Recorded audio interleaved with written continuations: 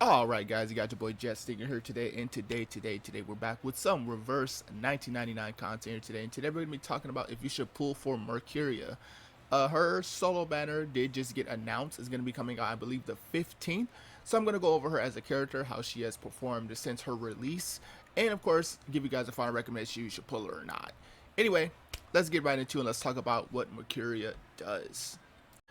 Alright, so we are here with our Mercuria. This is what mine is looking at right now. She is at P3. So some of the values that are presented here are going to be higher. But of course, I'll talk about it as from a P0 standpoint as always. Whenever I talk about these characters and I have dupes in them. And yeah, so let's talk about it and let's go over her inheritances, skills, cube choice, portray, resonance, all that good stuff.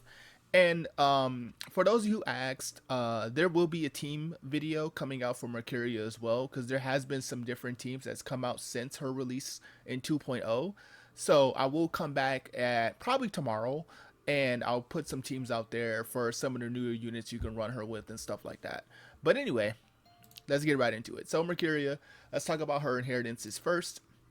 When entering the battle, she gains 8 stacks of cosmic energy for 2 rounds. After an ally casts a rank 1, 2, or 3 star incantation, gains 2 to 3, 4, or 2, 3, or 4 stacks of cosmic energy to self for a max of 25 stacks. When entering the battle, she can, when each ally of a natural affiliate, so that means anybody who's either mineral, star, plant, and beast, those are the 4 primary types. She gets self moxie for a max of +3. So TLDR, is she gets the 8 stacks of cosmic energy on start, which is actually great because that ties in very well with one of the effects of her I3. And she gives an automatic +3 to Moxie itself and a ramping up effect that gives you 2% damage delta bonus up to a stackable of 25. Now, this is, of course, higher because mine does have higher portray value. So, as obviously, this is P3, but if it's P0, which is what most of you should be considering, is you get 2% for a max of 25 stacks, which is 50% damage delta, which is still pretty strong. But yeah, now the really cool thing about this is that her I1 is incredibly powerful. It's powerful because there's so many units you can pair her with, because she pretty much synergizes with all of the main 4 elements in the game anyway. I mean, outside of like intelligence and spirit, of course, but when you're building teams around Mercuria anyway, you're gonna have 1 or 2 of those in your party. It's not the same thing like Marcus, for example, who only really wanted 3 specific types. She has a 4th additional type that she can actually use, which makes it easier for her to actually build into. So her getting an auto +3 on Moxie, very, very good value. And that basically means they get you to your ultimate faster, which is something she wants to do anyway, because this is going to tie in very well with her cosmic energy effect. So keep that in mind if you're kind of paying attention. Insight 2 is attack plus 5%. Nothing crazy, just attack up, nothing crazy. Alright, Insight 3. At the start of the round, if holding 9 or more stacks of cosmic energy, she grants crit damage plus 30% to all allies for 1 round. It says 50 because mine is, again, higher portrait value. I'll let you guys know for each one that I encounter. But basically, 9 stacks, instant crit, damage plus 30%. Fantastic, because you're already starting off with the 8. So all you need to do is just so much as let an ally take a singular action, and that's already 2 stacks of cosmic energy, and you're at 10. And you're taking a max of 3 to 4 actions a turn. So, and it's even better if you have someone like Flutter Page, because then that means the next turn over, then you can take up to 4 to 5 actions, which means again that's more continuous stacks of cosmic energy if you run her with someone like Flutter Page, for example. So that's really good. But if you have a total of 16 or more stacks of cosmic energy, you grant a additional incantation might of 20% to all allies for 2 rounds. I mean, that's really good. That's, again, very good. Incantation might bonus, damage delta, critical damage, and she has an additional buff. She pretty much gives you all of the most needed buffs for specific DPSs. I say specific because some units are obviously more ultimate focused, where obviously we have units like Ricoletta, we have other units who best skills are on their ults like Spoth, for example, but incantation might nukers like Liang Yu, like Lucy, like, you know, those type of units like Marcus, like all of those units are gonna appreciate having Mercuria just by her naturally existing. She's pretty much their best in slot for support because of them being primarily focused on incantation might or their skills or their special trigger from skills that are considered as incantation might damage. So that's really good for them, and that makes them ultimately more better for Mercuria for her to properly support. Even units who do focus more on ultimate can still get benefit from Mercuria because remember, Mercuria is still giving you a crit damage buff. He's still giving you extra damage dealt up. So it's not necessarily that you have to run them. Those are just units who can utilize all of what Mercuria wants to give because incantation might can sometimes be whatever on specific units. Like for example, Rico doesn't really care about incantation might because she doesn't really deal a lot of damage from her skills. The whole big point of Rico's damage is front loaded on her ultimate. So her getting an incantation might boost isn't really going to do much, but still they can still use that support to help further boost her damage from other things that they can get benefit from is what I'm saying. But again, her insight 3 is again very, very smooth, and at the end of the round, if allies have casted 2 or more rank 2 incantations, it's actually 3 rank 3 incantations, by the way. For that round, you gain Moxie +1 to self. So general rule P0 is if you cast 2 or more 3-star incantations, you get Moxie +1 for Merc, which is good because that means that's another way for you to funnel ultimate to self. But there, when she first came out, this was a little bit kind of difficult to maintain. And the reason being is because even when you do have her ultimate up, which actually does help with this condition, you're not really getting rank 3s that much. Now, if you want her with maybe someone who can do like Empower Incantation or specific characters who can either who you can either do the other tuning effect to force rank ups on cards, then you can do something like that, which of course would be a little bit more AP focus for your DPS, but still you're not really getting it that much. And that's the thing. But there are ways to actually get around. There's ways to actually help it now that she's been in the game for a lot more longer. So this effect isn't as bad as it used to be. It's more like a minor inconvenience, if you want my honest opinion. But now it's completely relegated due to some of the things she got via her special cube that she got from her antidote, which I'll talk about in just a moment. But yep, general TLDR. Very good inheritances overall. Again, I do love the fact that she has this starting effect of cosmic energy, and of course the fact that she can basically gain stacks off allies is really good because I mean she herself doesn't have to continuously commit to doing a lot of actions, so she keeps the higher stacks so you can achieve those higher damaging numbers. So there's that. Let's talk about her skills. So let's talk about her main attack skill, which is going to be Restless Souls. It is a one target attack that deals a max of 400% mental damage to an enemy and recovers the target's HP to the lowest HP. So, I mean, it recovers the target's HP based on the lowest amount. So whoever has the lowest HP in that turn, she'll heal them for a bit of heal. Now, this heal isn't anything super crazy. As you see, it stays consistent throughout the ranks. It's not nothing crazy because she herself doesn't have, you know, a front load of attack. She's pretty okay on the spectrum, so it's not like, oh my god, you know, I'm gonna get like a big, what is considered like a decent heal, but it's something that's gonna help at least keep your teammates alive. There's been a few situations where I've actually popped this skill just trying to get some moxie from her and then actually save the teammate of mine. That's again not something that's gonna happen every single time, but it is something that at least can happen. And she can also get a bit of a modifier buff if you are using skills for rank 2 to 3 incantation in the AP area. So that means all the cards that you cast is what determines this boost. So all the cards that are actively selected for that turn can help boost the modifier. This is actually easily fillable because of her ultimate, which I'll talk about when we get to that. And then this is her buff card, which is called Self-Focusing. It is a mass buff that grants a max up to 30% crit rate to all allies for 2 rounds. And she will gain 6 additional stacks of Cosmic Energy, well, up to 6 stacks of Cosmic Energy. And of course, Cosmic Energy, again, is the 2% damage dealt to all allies, max of 25. So, yeah. And then we have her ultimate.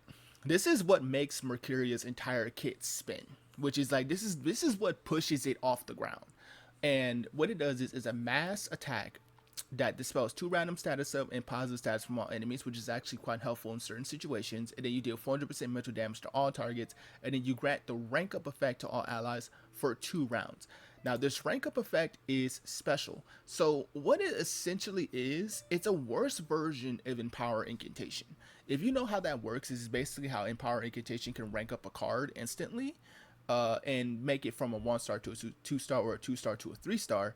What this does is it essentially makes the card feel as if it's a higher rarity than what it is, but you don't get the bonuses from that higher tier. So, for example, if I were to go to her attack card, you wouldn't be getting this 240% modifier off of this card. You would still be getting this card, but it would be considered as a 2 star as opposed to a 1 star. That's what the rank up effect does. All cards that are in that field basically are a tier higher than what they would normally be. So if you cast a 1 star card in the effect is active, then you essentially have a rank 2 cast, but you're still using a rank 1 card.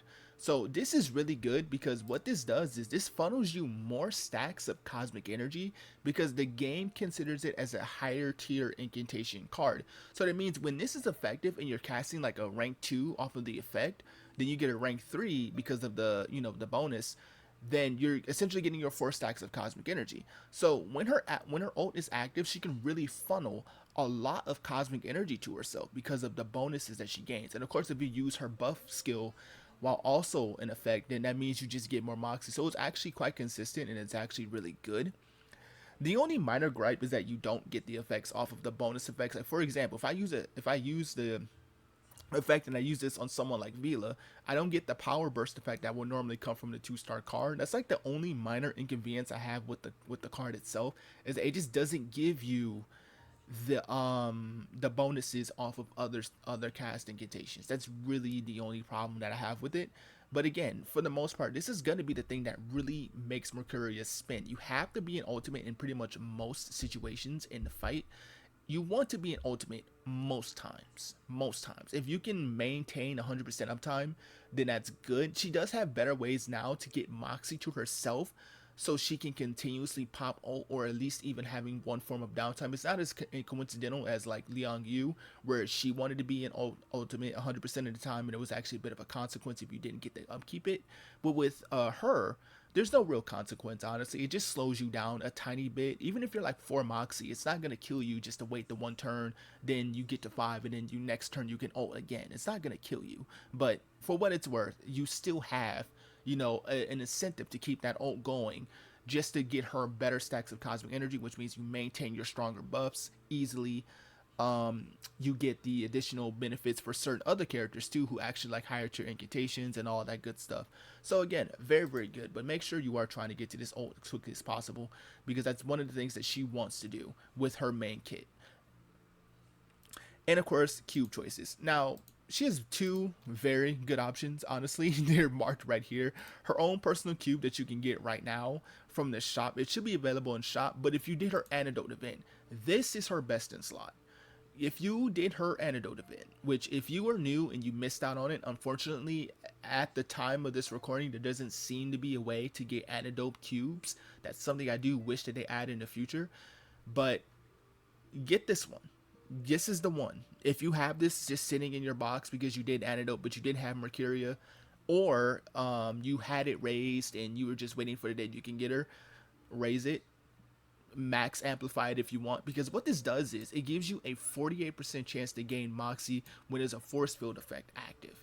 This is really, really strong because it's basically one of every other turn essentially that you can get an additional Moxie, which is going to help her rotation flow so much smoothly. One of the big gripes with P0 Merc is the consistent need to get her ult and how difficult it is to get there. Because remember what I mentioned before about her, about this effect at the bottom, is you need to cast 2 or more rank 3s. You're not getting rank 3s very common. So that means having this is going to help you consistently get to this effect without no real need to, invest further in or try to go really deep to get some 3-star cast incantations. Now you can just kind of play or whatever, and you can still get Moxie for that round while the ult is active, and you can still funnel the ultimate a little bit better. If you did get her to P1, this is still gonna help. This is gonna make it even easier for her to funnel that ultimate back around, because remember, P1 is what's gonna reduce that value from 3-star cast to 2-star cast. So for what it's worth, would highly recommend getting this cube. This is our best in slot. If you don't have it, then just use this one as well, which actually still gives you quite a bit of nice effects as well. So there's that. But this one ultimately gives you a lot more. It gives you damage delta bonus and moxie gain for her, which is one of the most important things. It's also stacks on top of the one she already gives, so which is, you know, valuable. Let's talk about her portrays. So at P1 that I mentioned just recently, she, at the end of the round, if allies have casted rank 2 incantations, she gets the Mox 1. This is honestly a really good portrait for her. This is a really, really good portrait for her. And the reason this is such a good one is because you're automatically at 2-star cast incantations as soon as the ult is active. You're automatically there. So you're gonna get this additional effect no matter what you do. No matter what you do, you're gonna get this bonus, which is why it makes it such a valuable P1 in my honest opinion. I think that's why it makes it so much more smoother for her to play if you do have the P1. Now, am I advocating for you to get the P1? That's a personal decision you need to make on your own. But if it was led up to me, I would try for P1. I would try, but yeah.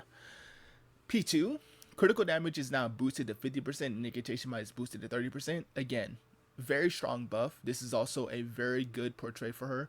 50% critical damage is, again, very strong. It's one of the higher critical damage buffs we have in the game. I think Vila also has a 50% if I'm not mistaken with her after portrait investment. So there's that, but 30% incantation might, and then we have the lengthy journey, which increases the cosmic stack level to 30, and then you get 2.5% of a boost, which is again very, very good. P4 gives her an extension or rank up, which is nice because it gives you an additional turn, which means you can funnel more moxie to her a little bit more easier, which again makes it easier to loop ult. And then P5, which of course the cosmic energy effect is boosted to 1 round, and the damage dealt by each stack is now boosted up to 3%, which is again very strong. I mean, that's a max of like what, 90% of I believe. So yeah, there was a discussion back then about Mercuria and how cracked her P5 was. I remember there was like this minor drama about it back in the day. It was actually pretty insane because of just how much you can offer of damage with her. And if you were there, if you know, you know. But anyway, this is our residence path right here. This is what mine is running right now. It's running Stoop Fiction as, or Stoop Faction, I should say, as the main supporting piece for residence pattern. It gives you crit rate, gives you some attack HP, a little bit of resistance, but that's ultimately what you should run something like this just for comfort. And yeah, but yeah, that's gonna be our Mercuria. If you want my honest opinion about pulling her before I jump into the showcase section, it's a bit murky. Honestly, it's a bit murky if you should pull Merc, because while normally I would say you should, because Mercuria has placements in so many teams as a proper support for them, whether being their best in slot or is directly their best in slot for teams. The problem is that there's so much coming out after the fact. And again, since I don't know everybody's account, I don't know what you're willing to do for Mercuria. My personal take is, if you're not interested in an Assassin's Creed collab or Kipperina, then you can pick up Merc. Or if you're looking for a support and you don't have many options, then I would consider picking up Mercuria as well. If you're not looking to build into impromptu, then maybe you can build her up as well. You can build up Mercuria and pull her from the banner, and then it's fine because it is a single banner at the end of the day. So it's not like, you know, you have to compete with another unit that you may just lose to. It's just her. So there's no real, you know, there's no real like F if you lose outside of just losing your standard 50-50, so to speak. So anyway, if you want my honest opinion, I think she's worth the pickup, but consider what's coming up. It's a little bit sketchy. That's really it. So it's a yes with stipulation behind it. It really just depends on what you look at from the next units that's coming up, or what's coming from the Assassin's Creed collab, which we don't know nothing about just yet. But that's it for now. I'm going to jump into the showcase section. I'll see you guys in just a moment. Peace. Alright, so this is the team we'll be using here today, which is going to be with Liang Yu.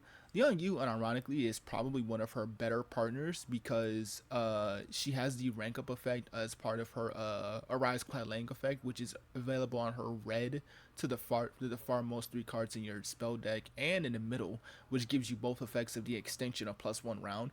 Technically, both effects of Liang Yu is really good for Merc because it gives it an additional turn. For ultimate, it gives you an additional turn for her buff as well too. So yeah, Liang is just a really good partner for her in general. But anyway, let's get this going and let's kind of get this rocking. So alright, perfect. This is actually really good. So we can do this first. We can buff here. We can this to get our +1 AP. And then we can either choose to, yeah, we'll set up immunity. We'll set that up so we can hit that up for next turn.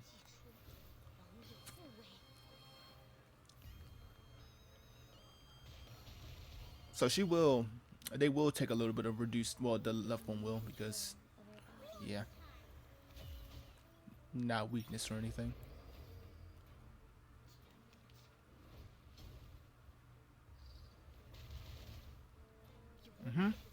So she did hit the one that had resistance, which is kind of annoying.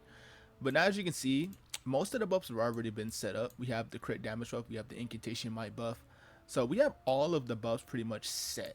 So now we can kind of start going a little bit crazy with our DPS now. And I want to see what I want to do here. We didn't get the unfortunate 48%, but we get it guaranteed this turn anyway. Because if we even so much as use any one of these skills, then we're kind of cooking. Let's just do...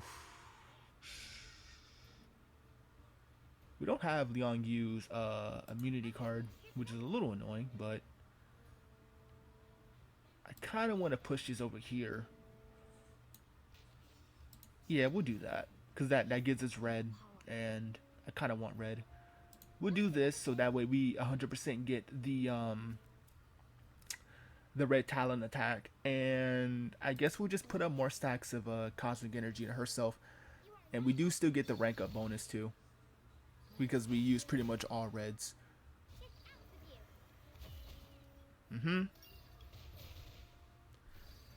She's gonna melt through the this one because it's weak to star. So, and of course there's the immunity protecting us from any negative statuses, which is good. Okay, so now Merc has her stuff ready. We need to reroll because we actually need to get something a little bit better. Alright.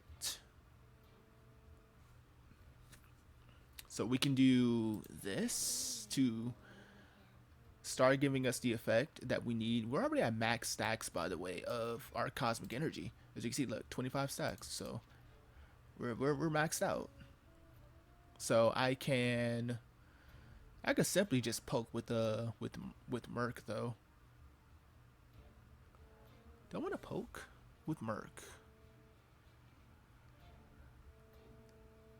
We'll do this just so we can recycle the ult. We have that going to, and then we'll just put up more spiritual, sure. We don't need to heal just yet.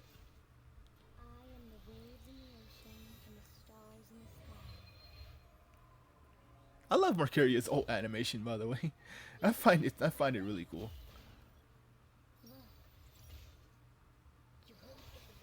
Okay. Does that kill? Ah, it has the revival. Okay. Alright, good. So we are set.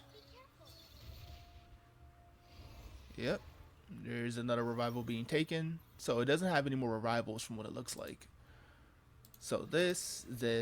We now have an early cast of something else, which is good. Actually, we don't have no Liang Yu cards, so let's actually reroll for some Liang Yu stuff. Okay, good. So we can do this. We can do this. We can afford to let this sit because our flutter is P1. So this. We need to heal. We do not need to heal yet. And how many stacks we're at? We're at 17. So I guess we'll buff up some stacks. Sure.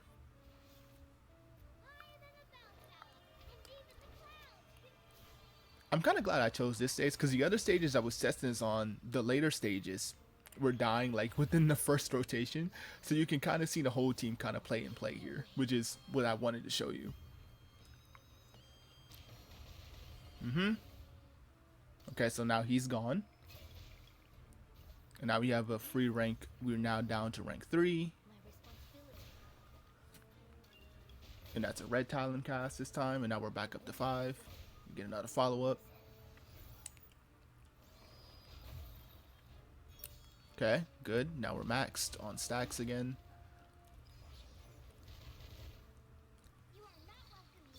That's a big shield. I don't like big shield.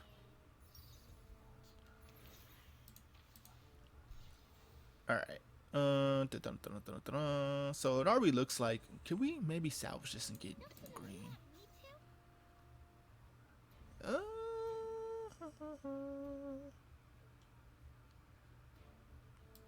We could do this. We have Merc's ult available again too. I kind of want to wait till next turn to pop it though. Actually, we can try for the dispel though. We can definitely try for the dispel. And we don't really need to pop the what's the name yet.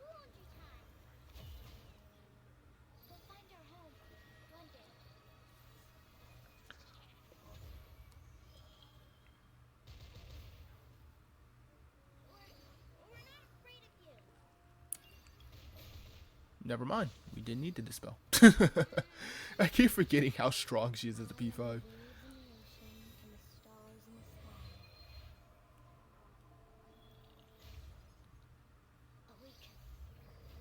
Alright, boom. We get extra chip from that. And then Liangyu's gonna jump in. Yep.